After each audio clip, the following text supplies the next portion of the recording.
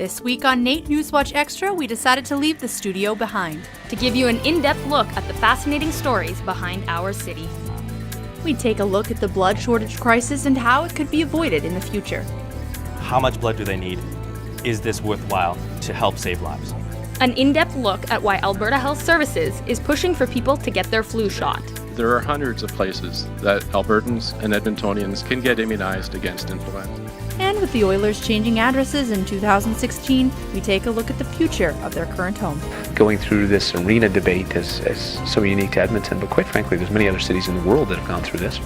All that and more coming up in NAIT NewsWatch Extra.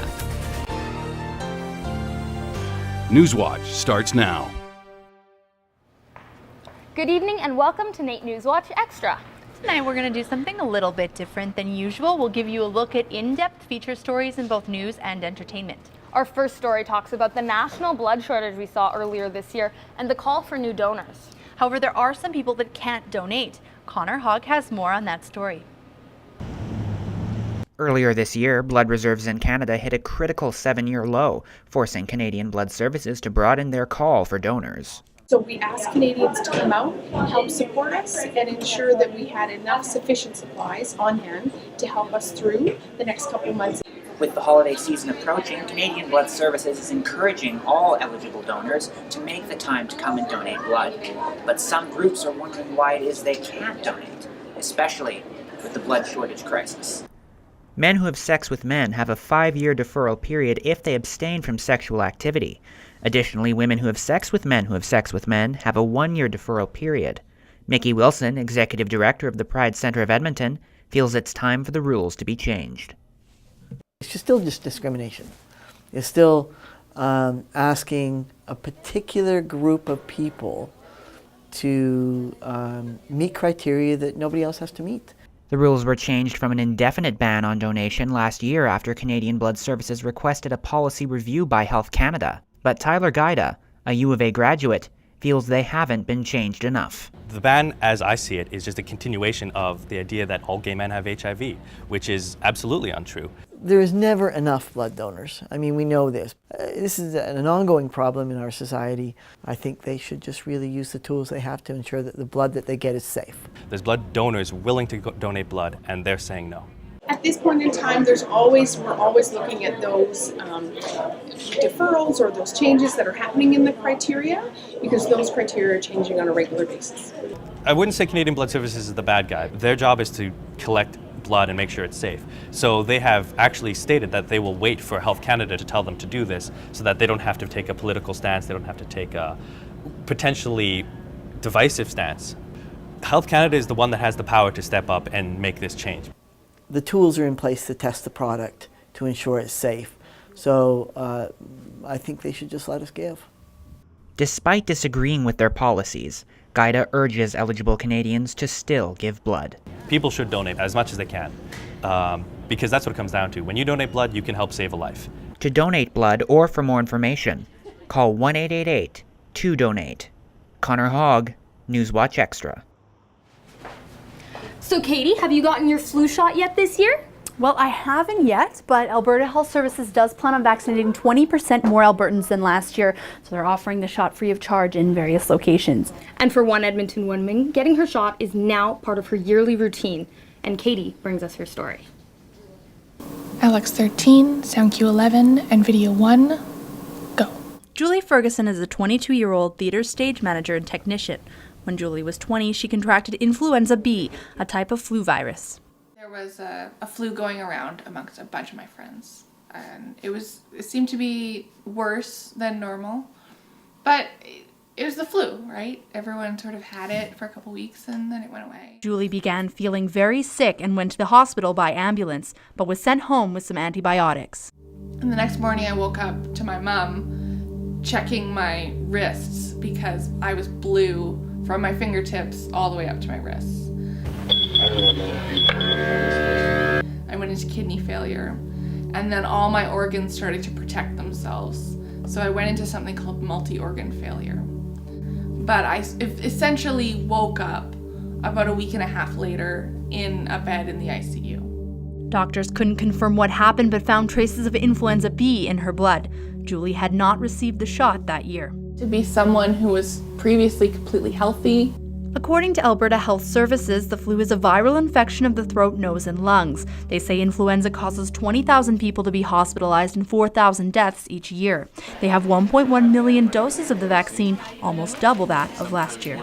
Even at something like 30% immunized, we reduce the mortality due to influenza in this province by 60%. To determine the vaccine, the World Health Organization uses Canada and other countries' flu surveillance systems, which monitor current and emerging viruses. This year, what we see circulating in the southern hemisphere is H1N1 is still circulating, and also H3N2, and both of those strains are in this year's vaccine. Many Albertans this year will not receive the shot, sometimes because of personal or religious beliefs. However, Alberta Health Services says that medically there are very few people that can't receive the shot, and it's usually due to allergies. After 3 months in the hospital and 2 years later, Julie has returned to her everyday routine. And whether or not people get the flu shot, she hopes that they appreciate the gift of life. For me, it was the hardest thing that's happened in my life. But I can see the positivity of it. I can encourage my friends to donate blood, to take care of themselves, to do the things that I needed at the time. And there's some people who don't get to have that flu shot, and we do. And we should be really proud and really thankful that we get to. Katie Hudson, NAIT NewsWatch Extra. One of the hot topics in Edmonton over the past couple years has been about the new downtown arena. With the arena being built as we speak, one big question still remains. What will happen to Rexall Place once the Oilers leave? Connor Hood has more.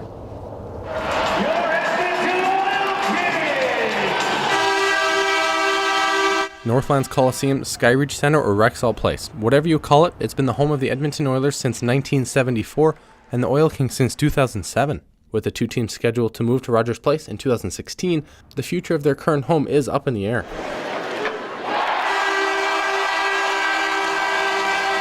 Ben Becker has lived in Ottawa for over 2 years and is looking forward to the new arena more than most Edmontonians. He is tired of the traffic backup in his neighborhood, especially on game nights. If you're trying to go north on 75th, then you have to add at least an hour onto your commute, especially if there's snow. Northlands, who owns Rexall Place, has introduced the Arena Strategy Committee. It's their job to look into all options regarding the future of the Coliseum. Some of the committee members include Mayor Don Iveson, Eskimo CEO Len Rhodes, and Northland CEO Tim Reed. The goal is to have a conversation with the community about what should happen with Rexall in the future. That's the first part of what we want to do, but we also want to look at what's happened in other cities. Kansas City and Columbus are two cities with similar challenges when it comes to their arena district, and it's something the committee hopes they can learn from. But then we want to go into Kansas City because they've got a great facility called the Sprint Center that is new, but it doesn't have a primary tenant. The committee's recommendation, however, isn't expected until mid-April. The biggest decision on the report is, do they repurpose Rexall Place, or do they demolish this iconic Edmonton landmark? So at one extreme, it's that we repurpose the site, we turn it into something else. And at the other site, extreme, we reinvest into the facility and make it. Some of the proposed ideas when it comes to repurposing the site include downsizing the stadium for smaller events, opening the grounds for other Northlands events, or even building a hotel on the site. Despite having the LRT line at Northlands and the $150 million convention center, a new hotel hasn't been built in the area in over 35 years. But we are a long ways from proper accommodations, and it is something that we've thought about in the past. It's something that there's been strong analysis done. So I would say that it is something we're going to look at. And for now, Rexall Place is still the entertainment hub of Edmonton. The Oilers won't move until Rogers Place is complete in 2016.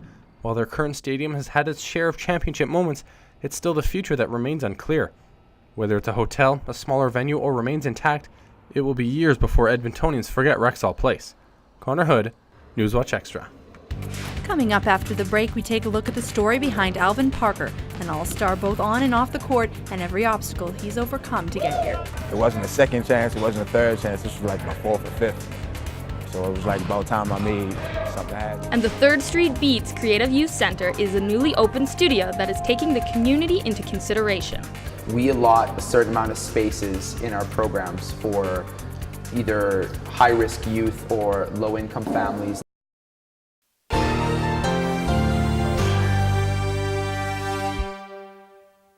The NAIT Ooks basketball team is currently in first place. They have a record of 12-0. One of the reasons for their success is their point guard, Alvin Parker. Alvin grew up in one of the roughest neighborhoods of Baltimore, and although talented, his troubles off the court prevented him from getting any scholarships. 5 years later and north of the border, he finally gets his chance. Daniil Anselmi shares his story. Alvin tried to transfer to different schools in the States, but even after upgrading, he wasn't eligible to play anywhere. Eventually, after going back home to work and attend community college, an ex-coach set Parker up with a friend at Holland College up in Charlottetown, PEI. At 23 years old, Parker was finally playing college basketball. It wasn't a second chance, it wasn't a third chance, this was like my fourth or fifth. So it was like about time I made something happen. Parker starred at Holland College, where he became one of the top guards in the country, an ACAC and CCAA All-Star. With the support of dedicated teachers, he proudly graduated with a diploma in sport and leisure management. Then, last year, with one more year of college play, Parker and best friend Donnie Moss, another All-Star playing in the province, had schools across the country begging them to join their team for one last season.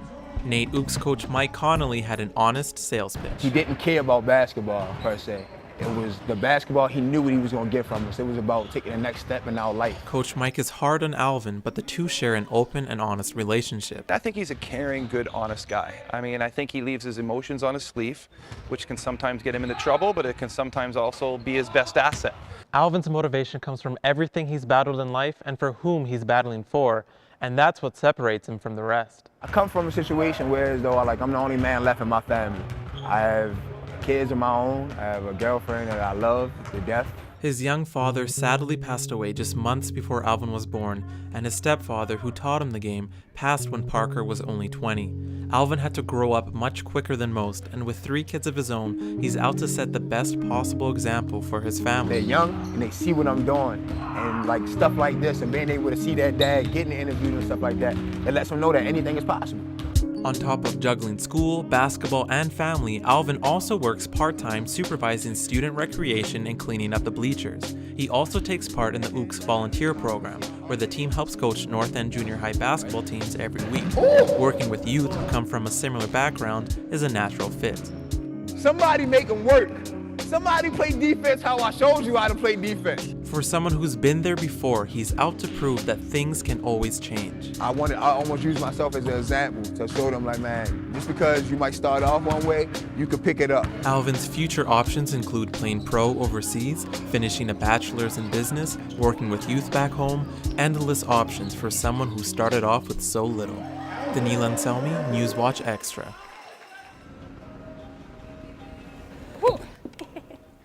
Sometimes with a spectator sport like hockey, you forget all the hard work it is out on the ice. Some athletes this past summer who wanted to make it to the next level went to Athletes Nation to step up their game. Jacob Roy brings us their story.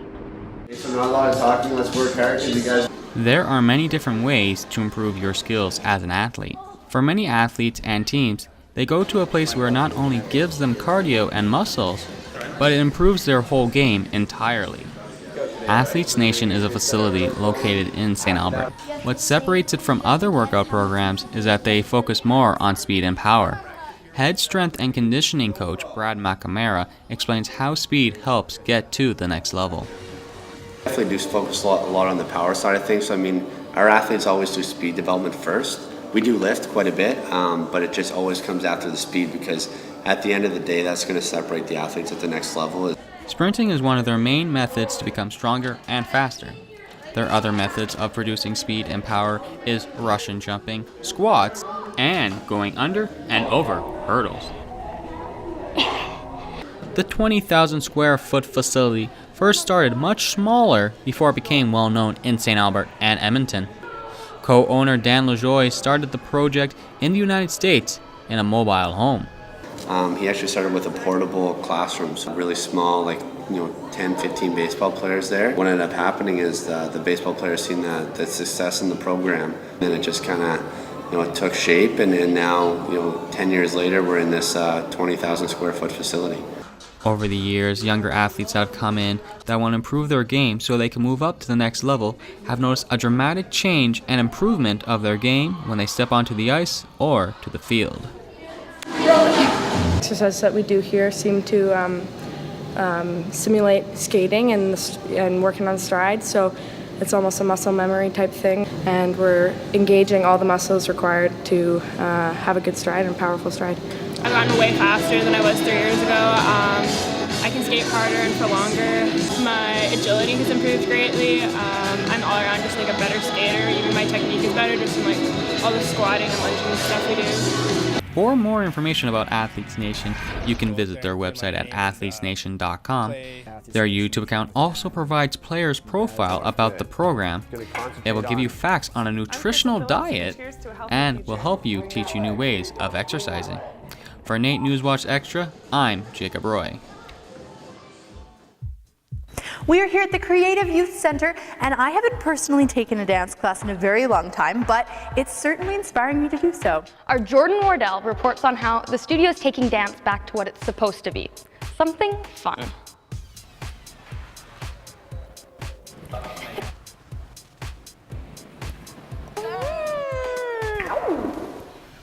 They stop and do something or something, but let everything be run by your breath. Cool? Sex. This is 3SB's drop-in contemporary class. It is also the first year they have ever had contemporary, as they have been a strictly hip-hop based studio for the past 12 years. As they branch out into new styles, their goal is to make everyone comfortable and make the classes purely about dancing.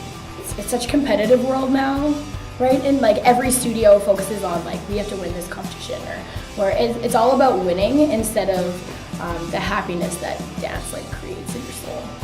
Being around these people, like I just fell in love with them, and I fell in love with everyone who dances here and what they do, and just how much they enjoy dancing. And it's not about that competitive nature. They are also in the process of building themselves a new studio. Street Beat has built their reputation on hip-hop, but they've expanded their studio to include such styles as tap, jazz, ballet, and lyrical. With that, they've also built themselves a new studio. This is the Creative Youth Center. The center is really different, and it's not your typical dance studio because we don't come in here just to teach you dance classes. It's really its own community, and it has its really unique vibe. The Creative Youth Center will be the first permanent home for 3SB, the first place they can really call home and come together as a family. It's really exciting. I think it's been hard for 3SB never really having their own home. And now the Creative Youth Center can be a place where all of the pre-existing students can come and new students can come together as one big community, which is really... For Luke, the studio is about more than just dance. It's a place for people to come together, share their art, and feel included. It's a safe place for dancers to learn and grow. The center was actually built and put together by family because I'm a huge family guy, and family has a lot of love. This place has a lot of love in it. The Creative Youth Center will be running a wide assortment of programs from salsa dancing, leadership programs, and a program for low-income families. It really is like no other studio in Edmonton. It will have a study room, cafe, and a private massage therapist. The Creative Youth Center will be operational in January of the new year and can't wait to open its doors. Jordan Wardell, NewsWatch Extra. Coming up after the break, we take a look at the people and musicians involved in one of Edmonton's blues productions. We're taking that to the next level and showcasing what Edmonton has in terms of blues musicians and taking it to the international stage. And how musicians are able to flourish in French here in Alberta. I don't know, it's fun to share with your community and a community that encouraged me to be so musical. Hair services provided by Salon and Spa Rocks. Music is said to be the strongest form of magic, and that's exactly what flows through the walls of the Edmonton Blues Society. Megan Strong reports. Also known as EBS, the Edmonton Blues Society runs completely on the energy and dedication of volunteers, with one main goal: to keep the blues alive. 60% new names this year, so blues is alive and well in Edmonton. Amateur, developing, and professional blues artists gather here to perform in a supportive environment. Alongside the monthly jam or dance sessions for local Edmontonians, EBS hosts an extraordinary event, the Memphis-bound Blues Challenge. Edmonton has a lot of good talent, and now we're taking that to the next level and showcasing what Edmonton has in terms of blues musicians and taking it to the international stage. Many artists from Edmonton and the surrounding area applied to compete in the Blues Challenge. Several categories include the solo duo, band, and best of produced CD. The winner is sent to Memphis, Tennessee to compete among other musicians internationally. Young and eager musician Charlie Jacobson traveled from Red Deer for his second year in a row to participate. I've been playing in Edmonton a lot lately, well, all over Alberta mostly, but Edmonton has really started to accept me, and it's, it's a part of my home now. The scoring system used in the challenge is exactly the same as it would be in Memphis. Professional blues artist Kat Dancer is one of many educated musicians that help out with the adjudication. The second thing I look for is heart and soul. Is that person singing from a true place for them, or are they putting on a show? The blues is all about the feeling on the inside. It's about the soul. And if that's not communicated, that isn't a blues. Jacobson was one of many artists to bring stage presence and originality to his performance, advancing him to the finals. And the person standing right behind me, Charlie Jacobson. So I started playing music really young, taking lessons, violin, drums, piano. Of course, there is no show without an audience, and the range of ages shows that the blues is for everyone. I love how they promote new artists and they encourage people, and it's just wonderful to see the response of how young people are coming on board and really getting into it. Everybody here is just here because they love blues, love music. Megan Strawn, NAIT NewsWatch Extra.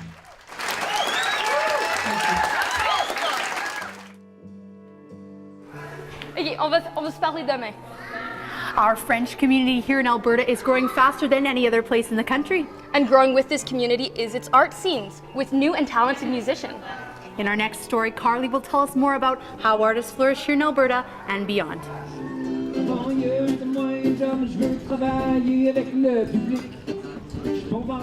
The French Quarters of Edmonton in Bonnie Doon has been the heart of the French Albertan community for decades. It is one of the few places in Alberta where you can feel surrounded by the Franco-Albertan culture. A key factor in the cultural experience is the music. Every fall, Chante West, a Western Canadian Francophone competition, takes to a new city. It was only fitting for its 25th edition it'd come back to where it started, here in Edmonton. Local singer-songwriter Paul Cournoyer won the contest in 2012 and now is launching his first album. Kind of part of my reality is both English and French. I mean, I live in Edmonton and whatnot, so that's, and then I have a kind of, I guess, a family background in French too, so I kind of live both of the worlds. It's fun to share with your community and a community that encouraged me to be so musical.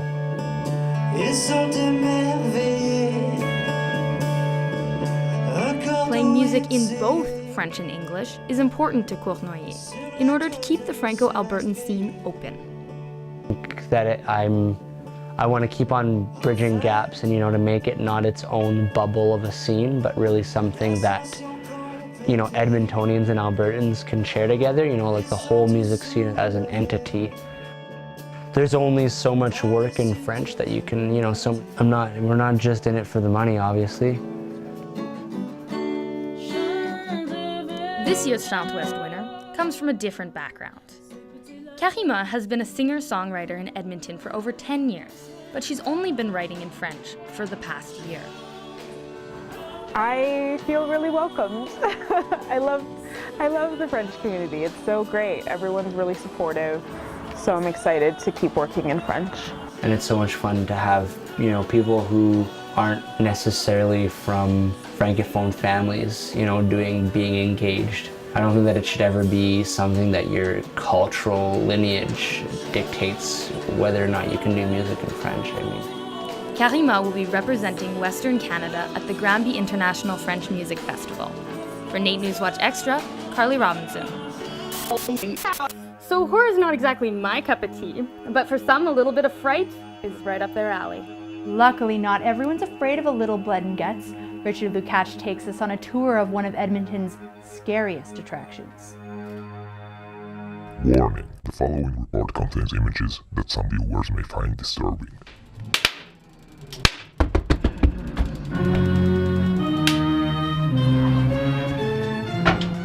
but Edmonton Haunted House is the creepiest local sensation of this Halloween season. While it's clearly a show for the adult audience, it attracts all ages. But the showrunners declaring that easily frightened attendees enter on their own risk. Everybody survived so far, but youngsters and less trained adults had some extremely intense moments.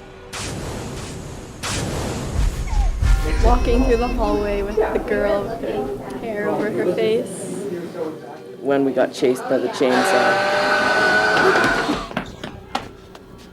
Haunted houses are just like horror movies. They need the same elements to success. A remarkable set, creepy atmosphere, and well-paced jump scares for sure. But there's one thing both films and haunts forget sometimes: the story. Edmonton does not fail to deliver that. Well, there is a storyline. It's basically the Williams Haunted Farm. They basically operated a pumpkin patch, and there was a flood that happened and kind of destroyed the family business. So it kind of secluded them to their farm. It goes from there. You can imagine what happens. The house was created by Ryan Kozar, a firefighter who worked on the incredibly detailed set since February. He had some helping hands by volunteers and colleagues, but did most of the work by himself. The grand opening was also a fundraiser for the Burn Treatment Society.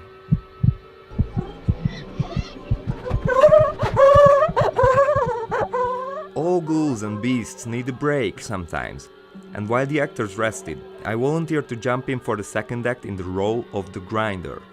After a short makeup session, I placed some hidden cameras in my modest accommodation, the tool shed.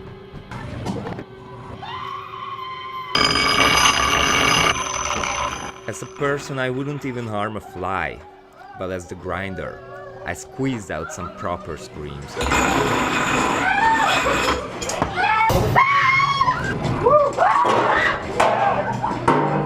If you want to get scared, come here. The show, located downtown, is on until November 1st. Richard Lukács, NAIT NewsWatch Extra. Thanks for joining us this week for NAIT NewsWatch Extra. You can check us out online at naitnewswatch.ca for more extra content. You can come back next week for more feature stories and our final episode of NAIT NewsWatch this season. Have a good night.